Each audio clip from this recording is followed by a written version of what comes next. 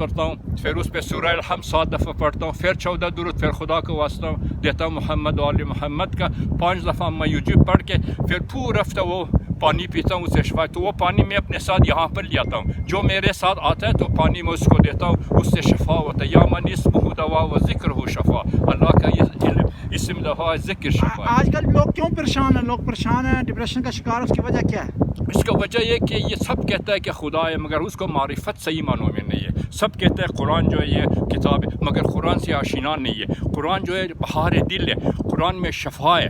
اس کو ترجمے کے ساتھ پڑھیں، ہیڈ فون لگا کے پڑھیں تاکہ ان کی آیتیں آپ کے دل دماغ میں جائے، آپ کے دل دماغ کو نور ملے. کیونکہ قرآن آپ کو اس دنیا سے علیحدہ کر رہا ہے، آپ کو بشارت دے رہا ہے کہ آپ نے کدھر ہی اور جانا ہے، آپ کا یہ جگہ نہیں ہے، وہ آپ کے لیے تیار کرتا ہے. اور انسان خود اپنے پر نظر ڈالے کہ آپ جو یہ دنیا کی خوشی بالکل مختصر ہے، شارٹ ہے، آپ کو اللہ تعالیٰ مختصر ہے. اس کے بعد آپ دیکھ دن بدن آپ کا حوصلہ کم ہو جاتا ہے، قوت کم ہوتا ہے، داڑھی سفید، بال سفید. تو اللہ آپ کو آمادہ کرتا ہے کہ آپ اتنی عمر ہونے کے باوجود بھی ابھی جوان نظر آتے ہیں، اس کا راز کیا ہے؟ اس کا راز مولا علی علیہ السلام فرماتا ہے اگر آپ کے پاس 2 سلامتی ہے آپ کو زندگی میں کوئی پریشانی، ایک ظاہری ایک باطنی.